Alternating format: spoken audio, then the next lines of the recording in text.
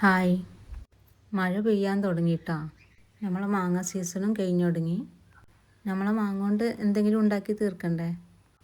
അപ്പോൾ no bake cheese cake ഉണ്ടാക്കിയാലോ. അപ്പോൾ നല്ല പഴുത്ത മാങ്ങ കൊണ്ട് നോ ബേക്ക് ചീസ് കേക്ക് ഉണ്ടാക്കാം. ലാസ്റ്റ് എനിക്ക് ചെറുതായി പണിയിട്ട് നിങ്ങൾക്ക് പണി കിട്ടൂല. മുഴുവനായും കാണണേ. അതിന് ഒരു ബേക്കിംഗ് പാത്രം എടുക്കുക, അല്ലെങ്കിൽ ബേക്ക് ചെയ്യേണ്ട ആവശ്യമില്ലല്ലോ. അതുകൊണ്ട് ഗ്ലാസ് പാത്രം എടുക്കുക, ഇല്ലെങ്കിൽ ഇതുപോലത്തെ ടിന്നെടുക്കുക. അടിയിൽ നിന്ന് പൊന്തിക്കാൻ പറ്റിയ ബേക്കിംഗ് ടിൻ എടുക്കുക. അതിലേക്ക് ബിസ്ക്കറ്റ് മാരിഗോൾഡിൻ്റെയോ ഗുഡ് ഡേൻ്റെയോ ബിസ്ക്കറ്റ് പൊടിച്ചിടുക. ഞാൻ എളുപ്പത്തിൽ ഉണ്ടാക്കുന്ന രീതിയാണ് കേട്ടോ കാണിക്കുക. പിന്നെ അധികം പാത്രങ്ങളൊന്നും പരത്താൻ പോകാറില്ല. അപ്പോൾ ഉള്ള ബേക്കിംഗ് പാത്രങ്ങളൊക്കെ എടുത്ത് അതിൽ തന്നെ ഞാൻ മിക്സ് ചെയ്തിട്ടുണ്ട്. പിന്നെ ഇത് ഞാൻ അടിയിൽ നിന്ന് പൊന്തിക്കാൻ പറ്റിയൊരു പ്ലേറ്റുള്ള അങ്ങനത്തെ ടിന്നെടുത്തത്. അതിലേക്ക് ബിസ്ക്കറ്റ് പൊടിച്ചതും ബട്ടർ മെൽറ്റ് ചെയ്തതും കൂടി, അല്ലെങ്കിൽ റൂം ടെമ്പറേച്ചറുള്ള ബട്ടറും കൂടി ചേർത്ത് നല്ല മിക്സ് ചെയ്ത് വെക്കുക. എന്നിട്ട് ഇതുപോലെ ഒന്ന് ടിന്നിൽ നല്ല ഒരേ രീതിയിൽ പരത്തിയെടുക്കുക. അങ്ങനെ നല്ലോണം അമർത്തി വെക്കുക. എന്തെങ്കിലും ഒരു പാത്രമോ ഗ്ലാസ്സോ എന്തെങ്കിലും ഇട്ട് ഇങ്ങനെ അമർത്തി വെച്ചാലും മതി. എന്നിട്ട് എല്ലാ ഭാഗത്തും ഒരേ രീതിയിൽ പരത്തിയെടുക്കുക. പിന്നെ അത് കുറച്ച് നേരം ഫ്രിഡ്ജിൽ തണുപ്പിക്കാൻ വെക്കുക. ഒരു അരമണിക്കൂറെങ്കിലും കുറഞ്ഞത് തണുപ്പിക്കാൻ വെക്കണം. അത് ഫ്രിഡ്ജിൽ തണുക്കുമ്പോഴേക്കും നമുക്ക് ക്രീം ചീസ് കൊണ്ട് ക്രീം ഉണ്ടാക്കാം.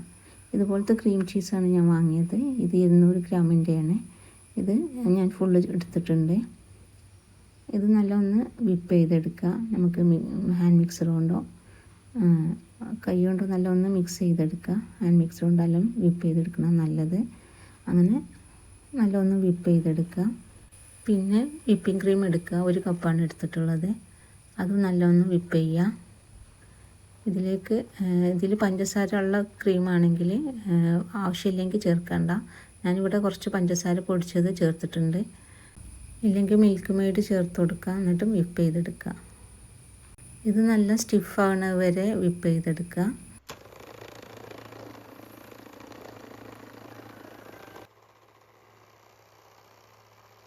നല്ല സ്റ്റിഫായി കിട്ടിയിട്ടുണ്ട്. നമ്മൾ വിപ്പ് ചെയ്ത ക്രീം ചീസും വിപ്പിംഗ് ക്രീമും കൂടി മിക്സ് ചെയ്തെടുക്കുക. ഒരു 50 ഗ്രാം ചൈന ഗ്രാസ് വെള്ളത്തിൽ അലിയിച്ചിട്ട് അത് തണുത്തതിന് ശേഷം ഇതിലേക്ക് മിക്സ് ചെയ്തെടുക്കുക. എന്നിട്ടൊന്ന് ബീറ്റ് ചെയ്യുക. ഇനി ചൈന ഗ്രാസിന് പകരം ജലാറ്റിനോ കോൺഫ്ലോറോ ചേർത്ത് മിക്സ് ചെയ്യുക.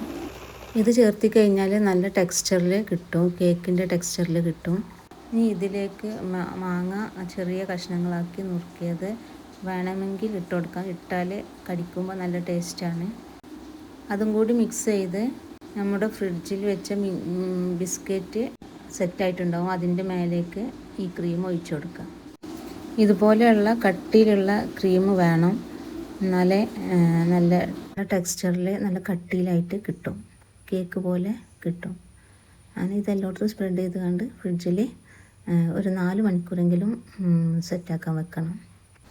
ഇനി ഇത് ഫ്രിഡ്ജിലേക്ക് വെക്കാം. അപ്പോഴേക്ക് നമുക്ക് മാംഗോൻ്റെ പൾപ്പ് ഉണ്ടാക്കാം.